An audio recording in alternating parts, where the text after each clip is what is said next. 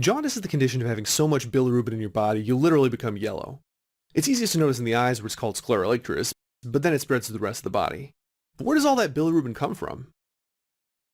From heme, of course.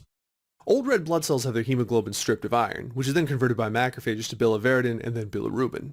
In its original unconjugated form, it's not water-soluble, so it travels to the liver bound by albumin, where it gets conjugated to two molecules to make it more water-soluble.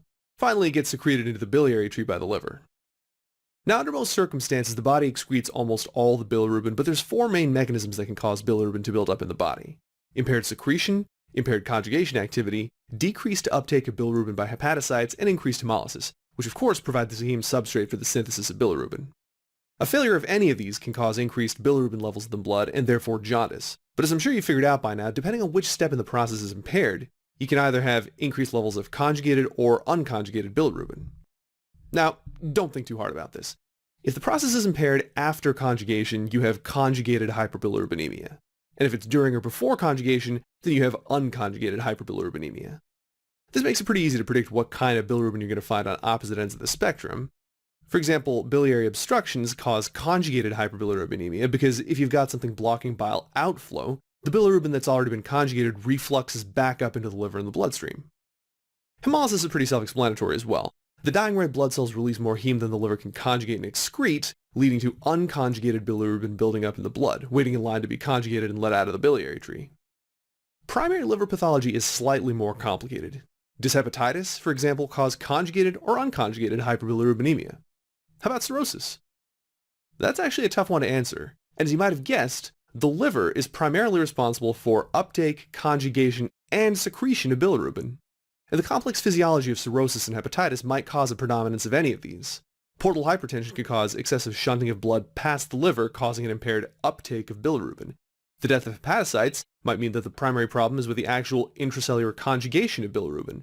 And don't forget, the fibrosis found in cirrhosis and the liver edema found in hepatitis doesn't just impair blood flow, it impairs the flow out of the bile canaliculi as well. So you've also got a secretion problem on your hands. So in general, we say that primary liver pathology like hepatitis and cirrhosis generally causes a mixed conjugated and unconjugated hyperbilirubinemia. A couple of finer points. Conjugated hyperbilirubinemia is usually caused by obstruction, and what's the primary pathology you generally think of when you think biliary obstruction? Gallstones, right?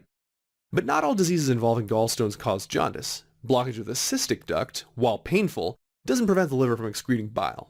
In order to have an obstruction that causes jaundice, you usually need to block the outflow distally at the common bile duct.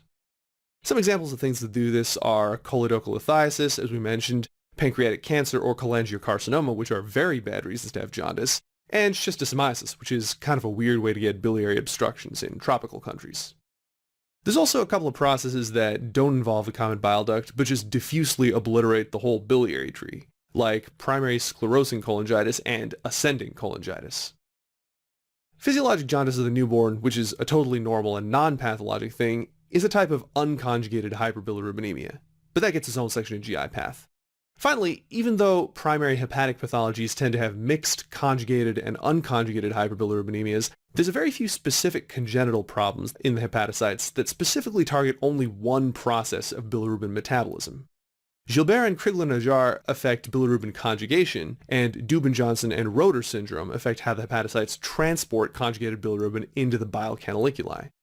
So what ends up happening is Gilbert and Crigler-Najjar cause unconjugated hyperbilirubinemia because they prevent proper conjugation, and Dubin-Johnson and Roeder cause conjugated hyperbilirubinemia because bilirubin gets conjugated, it just can't get out of the cells.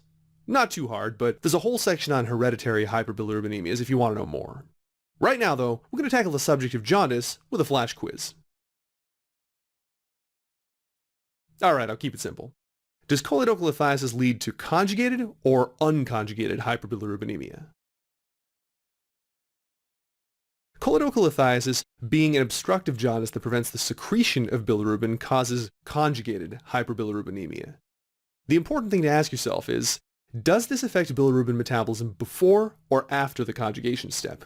If it's before, it leads to unconjugated hyperbilirubinemia, and if it's after, like choledocholithiasis, it leads to conjugated hyperbilirubinemia.